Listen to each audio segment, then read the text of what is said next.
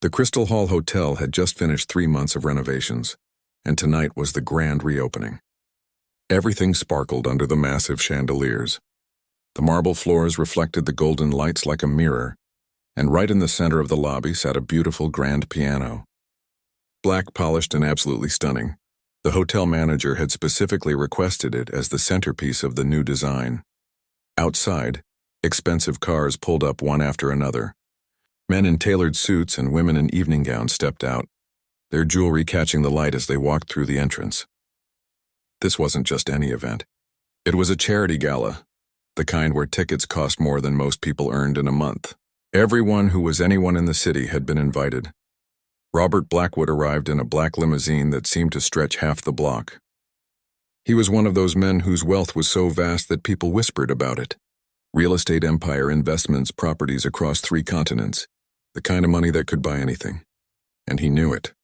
You could see it in the way he walked, the way he looked at people, the way he expected everyone to move out of his path. He walked in with 4 other people, all dressed just as expensively, all laughing at something he'd said. The hotel staff practically bowed as he passed.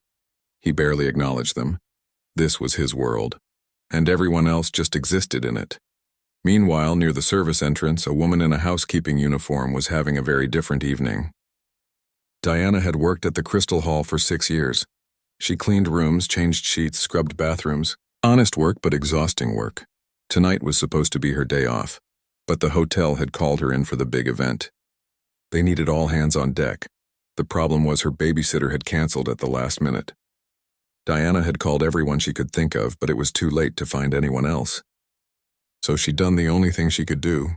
She brought her daughter to work. 12-year-old Lily sat quietly on a chair near the staff break room, a book in her lap. She was used to this. Her mom worked hard, sometimes 2 jobs, and Lily had learned early on not to complain. She wore a simple blue dress that her mom had gotten from a thrift store. It was clean and neat, but nothing fancy. Nothing like what the people in the lobby were wearing. Diana checked on her daughter every chance she got. "Stay here, baby. Just read your book. I'll be done in a few hours, and then we'll go home and have dinner, okay?"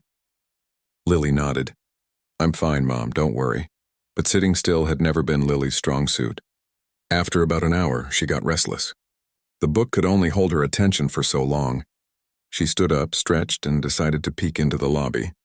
Just for a minute. Just to see what all the fancy people looked like. She pushed through the service door carefully, staying close to the wall. The lobby took her breath away.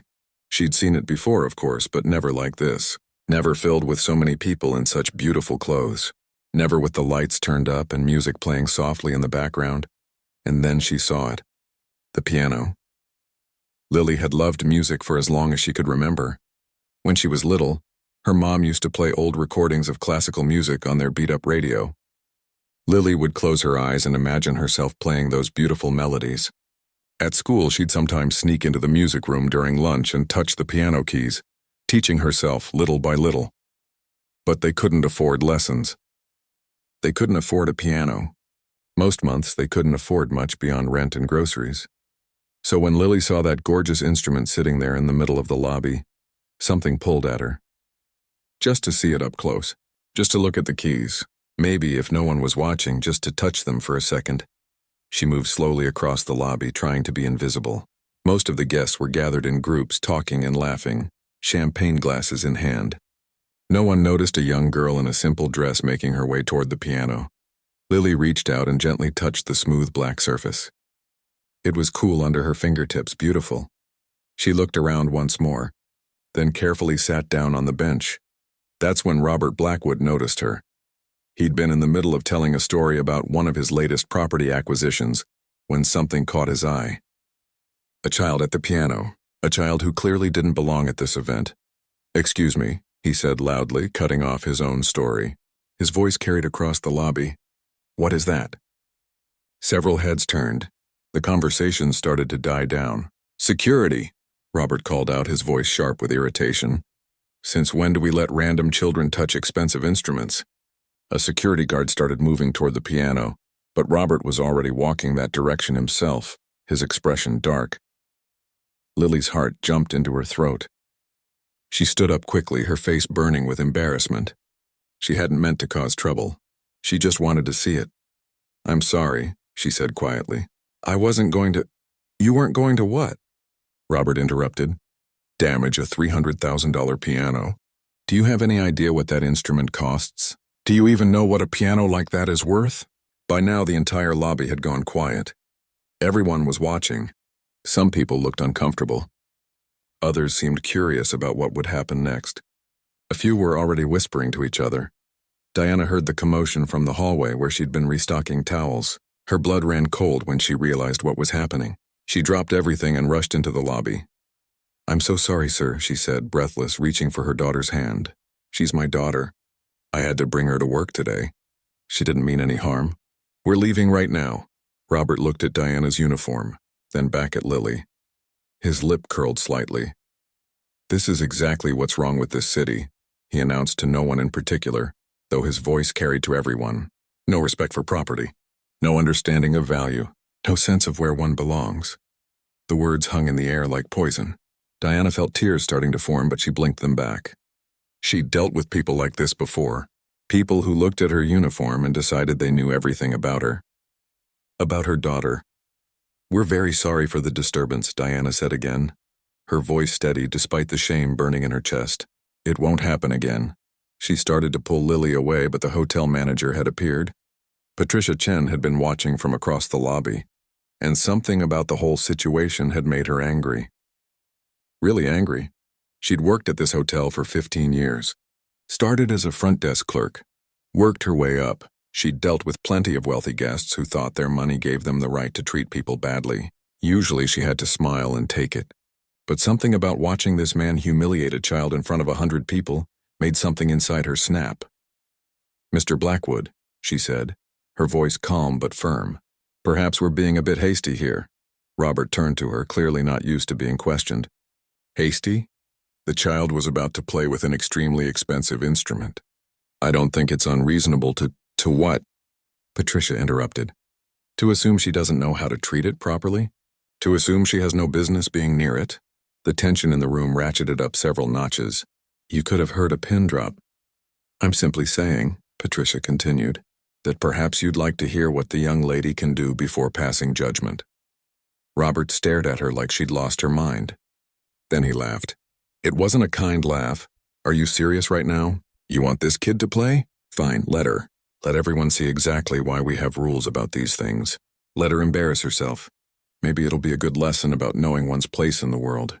He crossed his arms and stepped back, a cruel smile on his face. Several people in the crowd shifted uncomfortably, but no one spoke up. Diana looked at her daughter, tears now streaming down her face. She wanted to grab Lily and run far away from this horrible man in this horrible moment. But Lily was looking at the piano, and despite everything, despite the fear and the humiliation, there was something else in her eyes. Determination. "Can I, Mom?" Lily whispered. Diana didn't know what to say. She didn't want her daughter to suffer any more embarrassment, but she also knew that look on Lily's face. She'd seen it before. When her daughter wanted something badly enough, there was no stopping her. Slowly, Diana nodded. Lily walked back to the piano and sat down. Her hands were shaking as she placed them on the keys.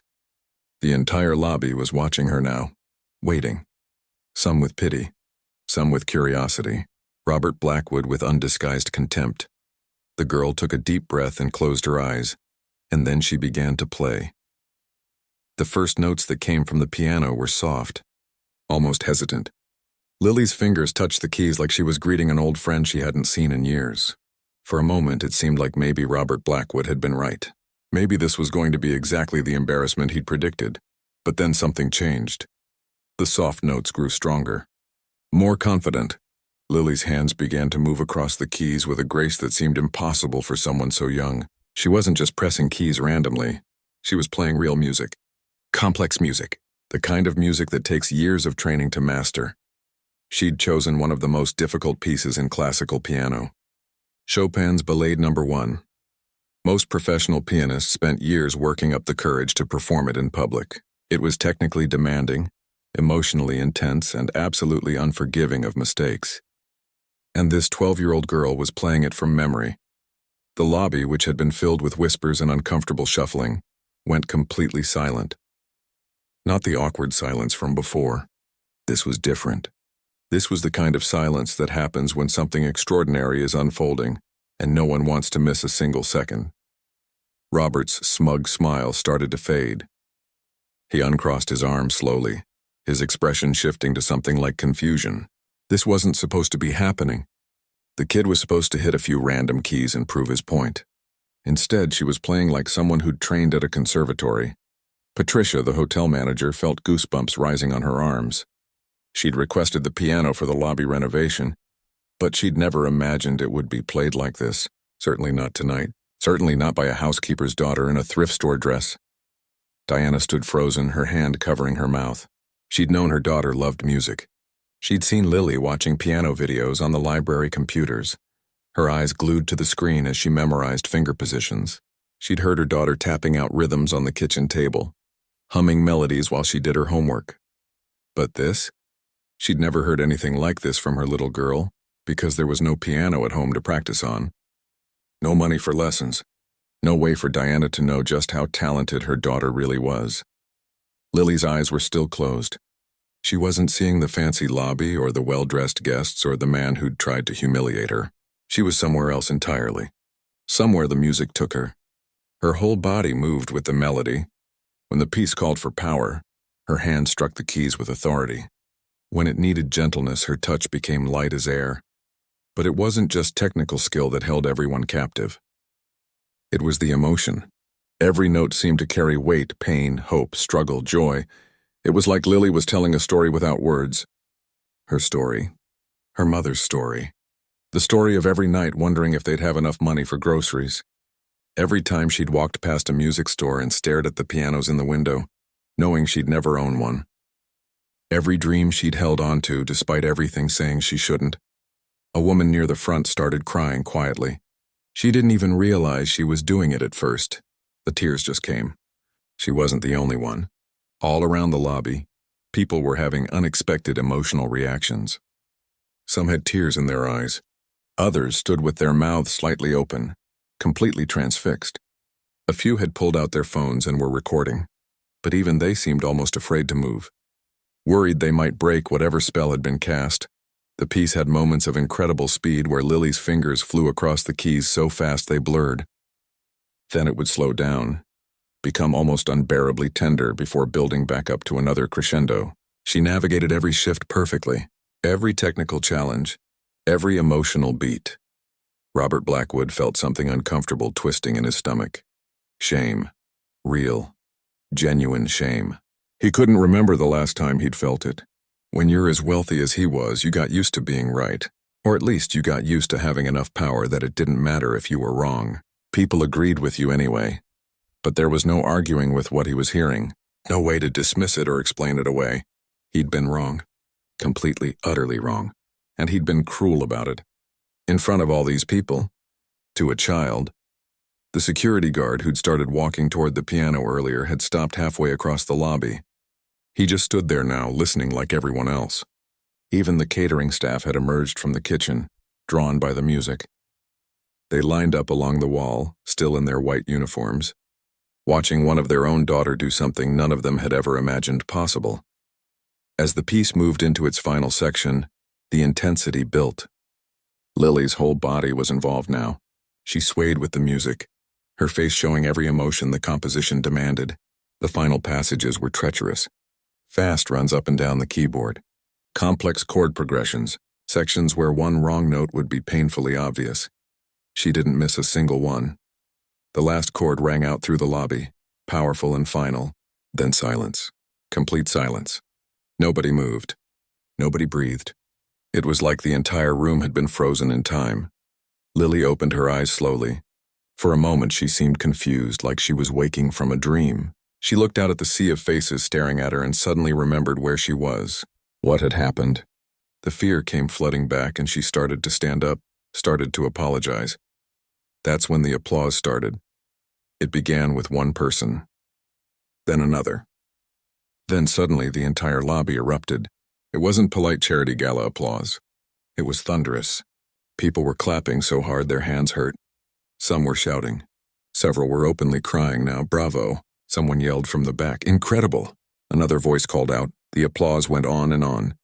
Lily just stood there by the piano, completely overwhelmed. She looked at her mother, who was crying and smiling at the same time. Diana pushed through the crowd and wrapped her daughter in a tight hug. "How did you learn that?" Diana whispered. "Baby, how did you learn to play like that?" "YouTube," Lily said simply. "At the library. They have videos. I've been watching them for 2 years. Practicing on the table at home. Remembering the patterns."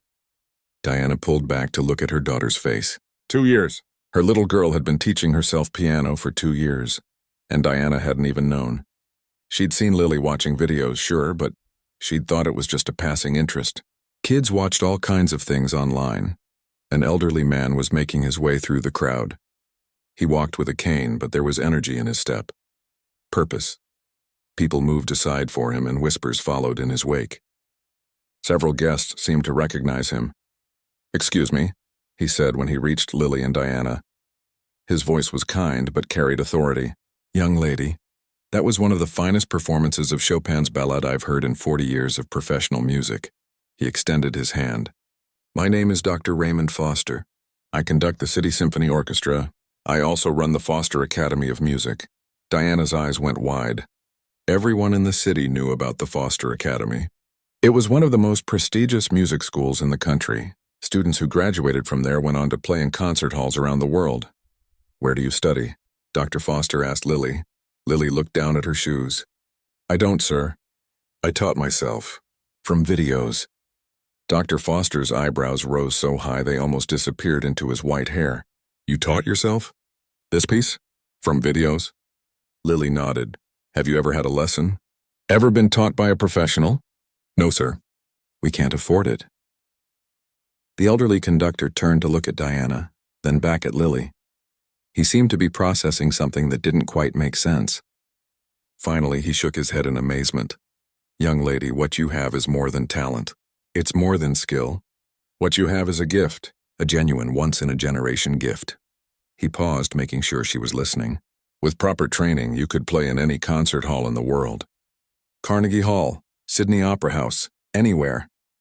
The crowd had pressed in closer, everyone wanting to hear this conversation. Patricia stood nearby, her mind already racing with possibilities. Robert Blackwood stood at the back of the group, his face pale. He wanted to leave, to escape this moment, but his feet wouldn't move. Dr. Foster pulled a card from his pocket. "Mrs." He looked at Diana questioningly. "Williams," Diana supplied, her voice shaky. "Mrs. Williams, I would like to offer your daughter a full scholarship to the Foster Academy. Full tuition, instrument access, private lessons with our best instructors. Everything she needs." He looked back at Lily. "If you want it, of course." Lily's mouth opened, but no sound came out. Diana gasped, fresh tears streaming down her face. "I don't have to think about it," Lily finally managed. "Yes, yes, please." The crowd erupted in applause again. People were congratulating Diana, patting Lily on the shoulder. Someone was already talking about setting up a fund to help with other expenses. Another guest was offering to donate a piano so Lily could practice at home. Through it all, Robert Blackwood stood silent at the back, watching the girl he'd tried to humiliate become the hero of the evening. And for the first time in many years, he felt very, very small. The excitement in the lobby was electric. People were talking over each other, sharing what they'd just witnessed with anyone who would listen. Several guests were already on their phones, calling friends and family to tell them about the incredible performance they'd just seen. The charity gala had been completely forgotten. Nobody cared about the speeches or the auction items anymore. All anyone wanted to talk about was the young girl who'd played like an angel. Patricia pulled Diana aside while Lily was surrounded by well-wishers. The hotel manager's eyes were bright with determination. "Diana, I've been thinking," Patricia said. "The hotel should do something. We need to do something." She glanced over at Lily, who looked both thrilled and overwhelmed by all the attention. "That scholarship is wonderful. But there are other expenses, right? Transportation to the academy, supplies, clothes for recitals. Life doesn't stop just because one door opens." Diana wiped her eyes. She'd been crying on and off for the past 10 minutes. Happy tears, shocked tears, grateful tears. I don't know what to say. This is already more than I ever dreamed of for her. "Listen to me," Patricia said firmly. "I've worked here for 15 years. I've seen countless charity events where rich people write checks and feel good about themselves for a night. But what happened here tonight? This is real. This matters. She squeezed Diana's hand. I'm going to propose that the hotel establish a scholarship fund. The Lily Williams Fund for Young Musicians. We'll help other kids like your daughter who have talent but no opportunity. Diana couldn't speak.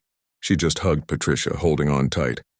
Across the lobby, Dr. Foster was deep in conversation with several other guests who'd gathered around him. They were discussing logistics, making plans, offering resources. A woman who owned a piano store was already promising to donate an upright piano to the Williams family. A music professor from the university was volunteering to provide additional tutoring. The generosity was overwhelming, but through all of this, one person remained silent and separate from the celebration. Robert Blackwood stood near the entrance, his expensive suit suddenly feeling too tight. His face was flushed, and not from champagne. He kept replaying the last hour in his mind. Every cruel word he'd said. The way he'd called security. The contempt in his voice when he'd talked about the girl knowing her place. He'd been so sure. So absolutely certain that he was right. That's what money did to you, he realized. It made you think you knew everything. It made you think you could judge people in seconds and never be wrong. One of his friends approached him, champagne glass in hand. Can you believe that? That kid was absolutely incredible. Who knew, right? Robert nodded stiffly but said nothing. I mean, you've got to hand it to you, his friend continued, oblivious to Robert's discomfort. If you hadn't called her out, we never would have heard her play. In a weird way, you made this whole thing happen. Robert felt sick. His friend meant it as a compliment, but it was perhaps the worst thing anyone could have said. The idea that he could somehow take credit for this moment, that his cruelty could be reframed as some kind of twisted good deed, made him want to disappear. Excuse me, Robert muttered, walking away. He found himself near the piano where it had all happened. The bench was pushed back slightly, exactly where Lily had left it when she stood up. He stared at the keys, still unable to fully process what he'd heard come from this instrument. A server passed by with a tray of champagne. Robert grabbed a glass and downed it in one gulp. It didn't help. Nothing was going to help except facing what he'd done. He'd built his fortune on reading people, on understanding human nature, on knowing what motivated others, or so he'd thought. Tonight had proven that he didn't understand anything at all. He'd looked at a child in a simple dress and made assumptions. Cruel, baseless assumptions, and he'd been willing to humiliate her publicly to prove some kind of point about class and worth. What did that say about him? Patricia noticed Robert standing alone, and something stirred in her. She was still angry at him, furious even, but she also recognized the look on his face. She'd seen it before. Genuine remorse. The kind that actually changes people. She walked over.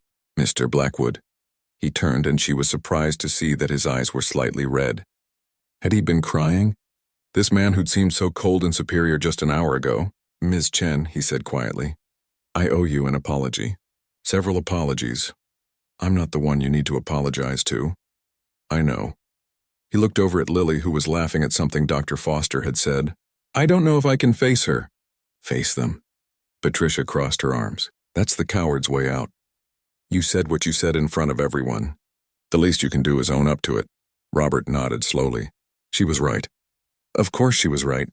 But knowing what you should do and actually doing it were two different things. Can I ask you something?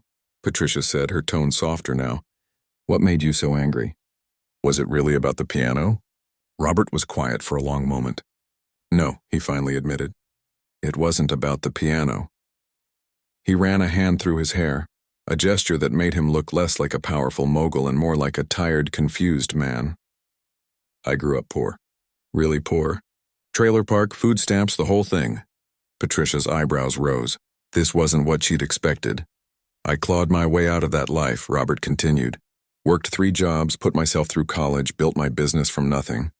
And somewhere along the way, I started believing that anyone who was still struggling just wasn't working hard enough. That poverty was a choice, a character flaw. And seeing Lily reminded you that wasn't true, Patricia said. Seeing her reminded me of who I used to be. Before the money.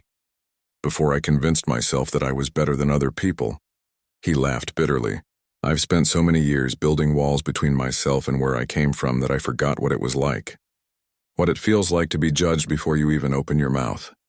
They stood in silence for a moment, watching the celebration continue around them. My mother cleaned houses, Robert said suddenly. Just like Diana. She worked herself to death trying to give me opportunities. And I just treated Diana like she was invisible, like she didn't matter. His voice cracked slightly. Like my own mother didn't matter. Patricia felt her anger softening despite herself. So what are you going to do about it? Robert took a deep breath. I'm going to apologize. Really apologize. Not the corporate kind where you say sorry but don't mean it. And then I'm going to do something meaningful. I don't know what yet, but something real.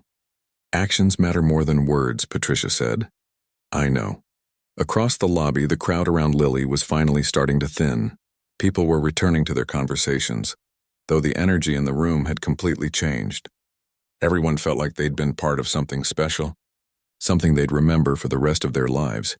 Diana was trying to process everything that had happened. The scholarship, the piano, the fund in Lily's name. It was too much to take in all at once. Just this morning, she'd been worried about making rent. Now her daughter's entire future had changed in the span of an hour. Mom, Lily said quietly, tugging on her mother's sleeve. Is this real? Am I dreaming? Diana hugged her daughter tight. It's real, baby. It's all real. I was so scared, Lily admitted. When that man was yelling, I thought I was in so much trouble. I know. But you were brave. So brave. I just wanted to play, Lily said simply. I've been watching videos for so long, imagining what it would feel like to play a real piano like that. I couldn't help it. Diana kissed the top of her daughter's head. I'm glad you couldn't help it. Dr. Foster appeared again, this time with a folder of paperwork. Mrs. Williams, when you have a moment, we should discuss the enrollment process. Classes start in 2 weeks, and there's quite a bit to arrange. 2 weeks. In 2 weeks, Lily would be studying at one of the best music schools in the country. It seemed impossible. As Diana started looking through the paperwork with Dr. Foster, she noticed someone approaching from the corner of her eye. Robert Blackwood. Her body tensed automatically. He stopped a respectful distance away, his hands clasped in front of him. He looked nothing like the arrogant man who'd berated them earlier. He looked small, humble, almost afraid. Mrs. Williams, he said, his voice barely above a whisper. Miss Lily, I wonder if I could speak with you for a moment. Diana instinctively moved closer to her daughter, protective. But something in his expression made her pause. She'd dealt with enough fake apologies in her life to recognize when someone was genuinely hurting. Go ahead, she said cautiously. Robert looked at Lily, and his eyes filled with tears. I was wrong, he said.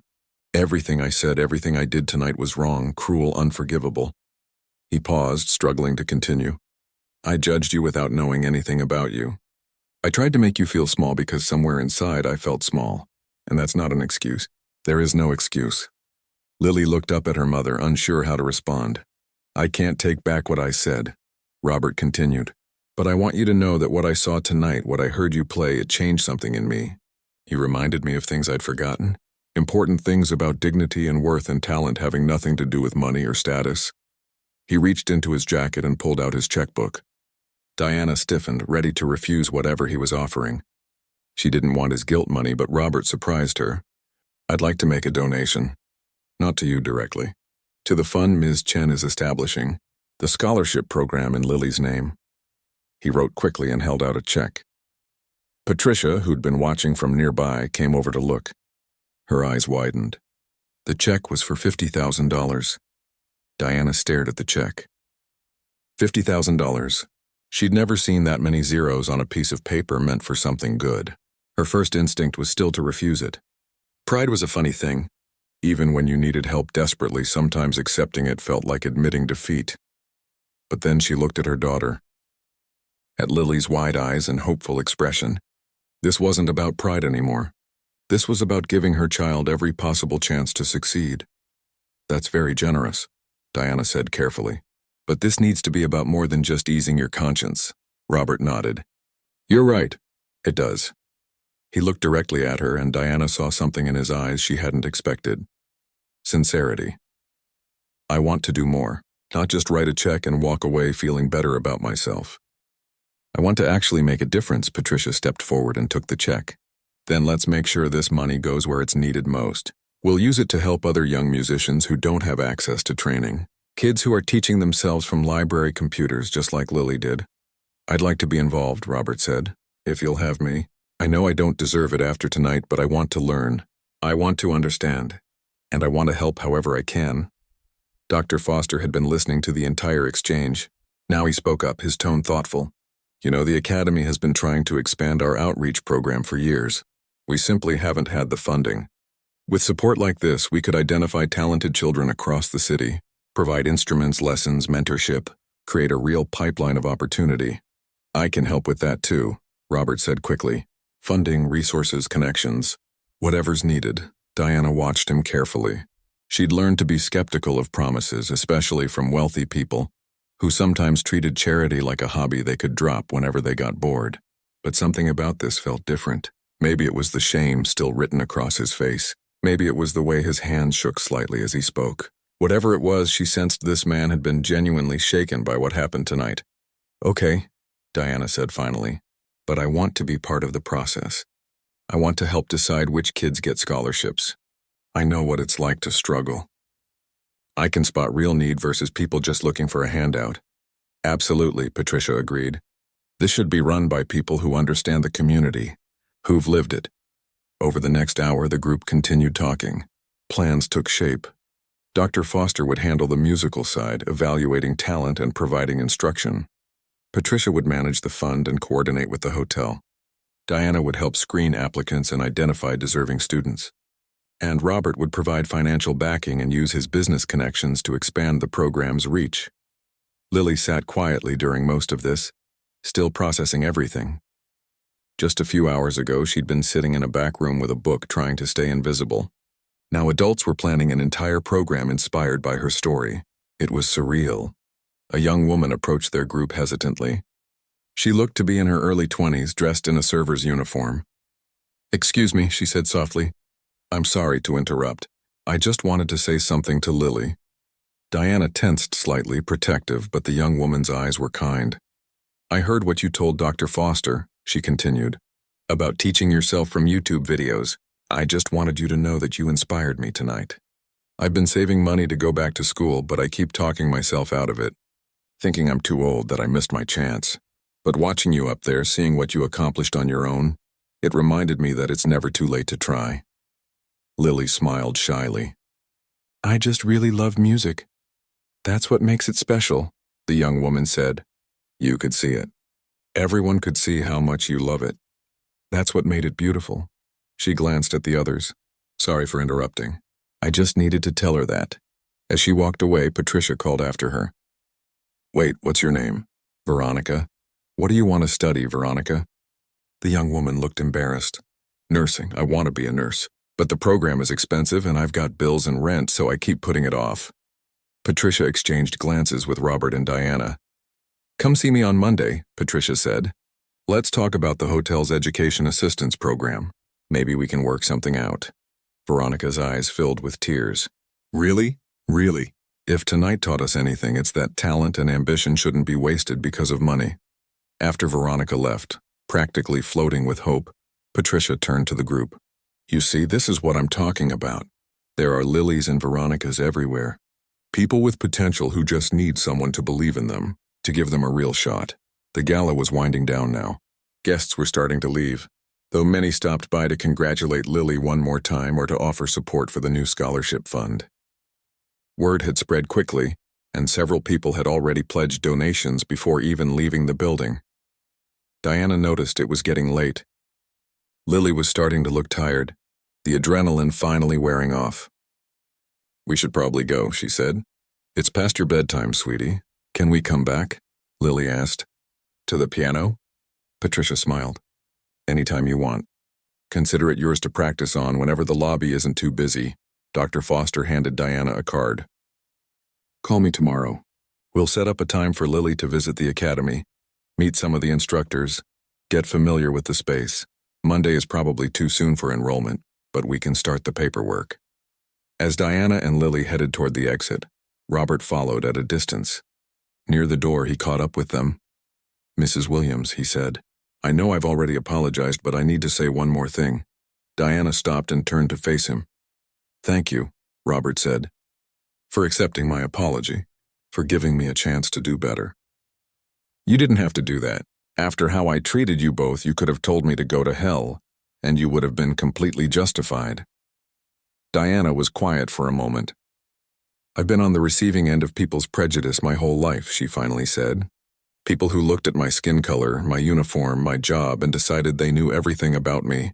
It hurts, every single time it hurts," and she looked him straight in the eye. "But I've also learned that people can change. Not always, but sometimes. And when they genuinely want to change, they deserve the opportunity to try." "I won't let you down," Robert promised. "Don't make promises to me," Diana said. "Make them to yourself. Make them to the kids who are going to benefit from this program. Make them to every person you encounter from now on that you might be tempted to judge too quickly." Robert nodded, the weight of her words settling over him. Diana took Lily's hand and they walked out into the cool night air. Their old car looked out of place among the limousines and luxury vehicles still parked outside, but Diana didn't care. She unlocked it and helped Lily into the passenger seat. "Mom?" Lily said as they pulled out of the parking lot. "Yes, baby? Do you think he really meant it? The apology?" Diana thought about the question. "I think he did. But meaning it and following through are two different things. We'll see what he does, not just what he says." "I hope he does follow through," Lily said quietly. "Not for us.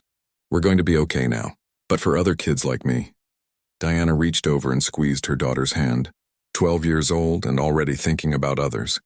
Already understanding that her gift came with responsibility. Diana had raised her right, even through all the struggle and hardship. That much was clear.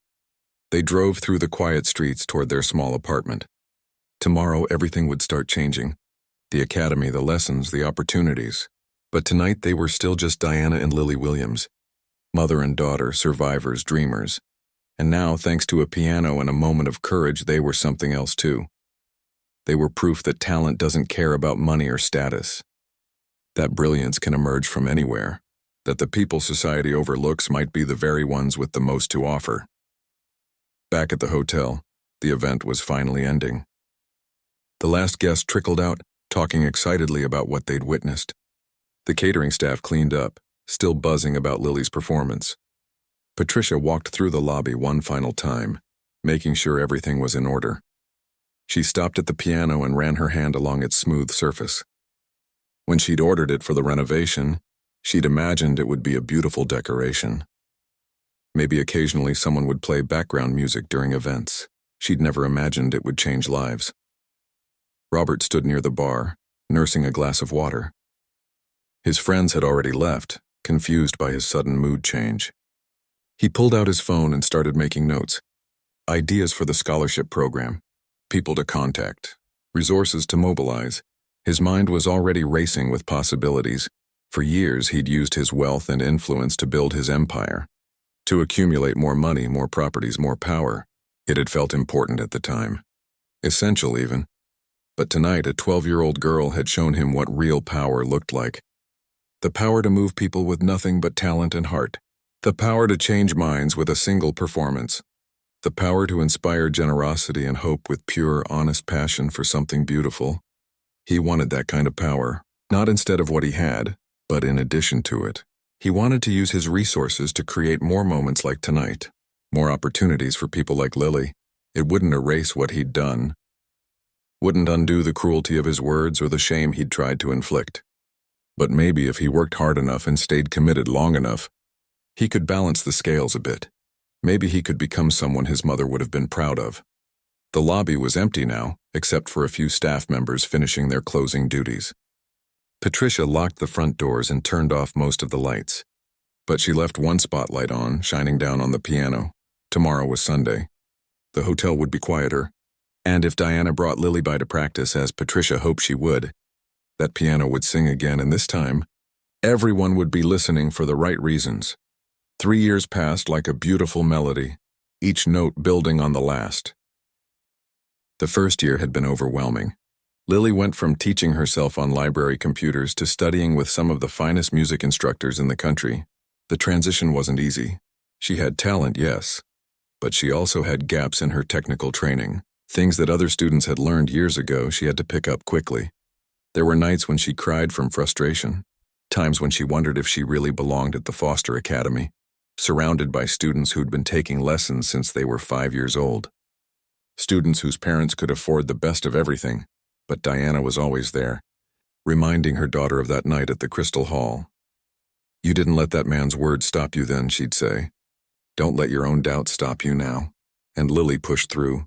She practiced until her fingers ached. She studied music theory until the notes swam in front of her eyes. She listened to recordings of the masters and tried to understand not just what they played, but why they played it that way. Dr. Foster watched her progress with quiet amazement. He'd taught hundreds of students over his long career, but few had Lily's combination of natural talent and absolute determination. She didn't just want to play music. She needed to play it, the way some people need air. The scholarship fund that bore her name had grown beyond anyone's expectations. What started with Robert's $50,000 donation had multiplied many times over. Other donors had stepped forward, inspired by the story. The fund now supported 23 young musicians from low-income families across the city. Patricia had left her position at the Crystal Hall Hotel to run the foundation full-time. It turned out she had a gift for fundraising and organization. Under her leadership, the program expanded to include not just classical music, but jazz, contemporary, and even music production. The goal wasn't to create a specific type of musician, but to nurture whatever musical passion a child had. Diana became the foundation's community outreach coordinator.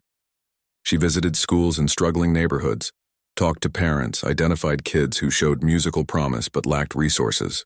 She never forgot what it felt like to be overlooked, and she made sure no child with talent would be ignored because of their zip code or their parents' bank account. Robert kept his promise. Not just the financial promises, but the personal ones. He showed up, to recitals, to fundraisers, to planning meetings. At first, people were skeptical. They'd seen wealthy donors before, people who wrote checks but never actually engaged with the cause they supposedly supported. But Robert was different. He learned the names of every scholarship recipient. He attended their performances. He asked questions and actually listened to the answers. When one student's family faced eviction, Robert quietly paid their rent for 6 months while the mother found better work. When another student's instrument was stolen, he replaced it within days. He'd changed in other ways too. His business practices became more ethical. He started paying his workers better, providing better benefits. He funded education programs for his employees' children. People who'd worked for him for years barely recognized the man he'd become. "That girl saved my life," he told Patricia once during a foundation meeting. "I don't mean that metaphorically. I was becoming someone I would have hated if I'd met him. Someone my mother would have been ashamed of." Lily held up a mirror and I finally saw what I'd become. Now 3 years later, everything was about to come full circle. Carnegie Hall in New York City, one of the most prestigious concert venues in the world. Every musician dreamed of playing there. Most never got the chance. Lily Williams, at 15 years old, was about to perform on that legendary stage. The Foster Academy had nominated her for the National Youth Music Competition. Out of thousands of applicants from across the country, she'd made it to the finals. And she'd won. The prize was a solo performance at Carnegie Hall, along with a recording contract and a full scholarship to any music conservatory in the world. The night of the performance, Diana stood backstage with her daughter. Lily wore a beautiful blue gown, donated by a designer who'd heard her story and insisted on dressing her for this moment. Her hair was styled elegantly and she looked so grown up that Diana had to blink back tears. "You nervous?" Diana asked. "Terrified," Lily admitted. "There are going to be 2,000 people out there. Professional critics, musicians I've admired my whole life. What if I mess up? What if I freeze?" Diana took her daughter's hands. "You know what I think about when I get scared?" Lily shook her head. "I think about that night at the Crystal Hall, when that man tried to make you feel small, when everyone was watching, waiting for you to fail. You could have run away. You could have let his words crush you, but you didn't." Diana squeezed her hands gently. "You sat down at that piano and you played like your life depended on it. And you know what? Maybe it did, because that moment changed everything. I was so scared that night too," Lily remembered. "I know you were. But you played anyway. That's what courage is, baby. Not being unafraid, but doing what you need to do even when you're terrified." A stage manager appeared. "5 minutes, Miss Williams." Lily took a deep breath. "Okay, I'm ready." Diana hugged her daughter tight. "I love you." Your grandmother would be so proud." "I'm so proud." Out in the audience, the seats were filling up. The foundation had purchased an entire section, bringing all the scholarship students and their families to New York for the performance. It was important to them that Lily knew she wasn't alone, that she was part of something bigger than herself. Robert sat in the third row, flanked by Patricia and Dr. Foster. He'd flown everyone to New York on his private plane, put them up in a nice hotel, made sure every detail was taken care of. But he'd refused any special recognition. This night was about Lily, not him. "I still can't believe this is happening," Patricia said, looking around at the ornate theater. 3 years ago, she was teaching herself from YouTube videos. "She was always destined for this," Dr. Foster said. "We just helped her get here a bit faster." The lights dimmed. The audience quieted. A spotlight illuminated the stage as Lily walked out. She looked so small on that vast stage, alone with just the piano. But as she sat down and adjusted the bench, something changed. Her nervousness seemed to fall away. This was where she belonged. At a piano. Making music. She'd chosen to perform the same piece she'd played that night at the Crystal Hall. Chopin's Ballade No. 1. But she was a different musician now. More skilled, more mature, more confident. The performance that had been impressive for a 12-year-old was now breathtaking for any age. The music filled Carnegie Hall, every note perfect, every phrase filled with emotion. Lily had grown as a person in these 3 years, and that growth showed in her playing. The joy, the struggle, the triumph of her journey all came through in the music. In the audience, people were crying. Not just Diana and her friends, but strangers who'd never heard of Lily Williams until tonight. The music transcended her story, speaking to something universal in all of them. Robert watched through blurred vision. 3 years ago, he'd tried to humiliate this girl. He'd judged her based on her clothes and her mother's job. He'd been so convinced of his own superiority that he'd forgotten the most basic truth. Every person has value. Every person has dignity. Every person deserves respect. That night had cost him his peace of mind, but it had given him something more valuable. A purpose, a chance to do real good in the world, a path to becoming someone better. The final notes of the ballade rang out through the hall. Silence, that same breathless silence that had filled the Crystal Hall lobby 3 years ago. Then the audience erupted. People leaped to their feet, applauding wildly. The ovation went on for nearly 5 minutes. Lily stood and bowed, tears streaming down her face. She looked out into the audience, found her mother, and mouthed, "I love you." Diana was openly sobbing now, overwhelmed with joy and pride and relief. Her daughter had made it. Against all odds, through all the struggle, Lily had achieved her dream.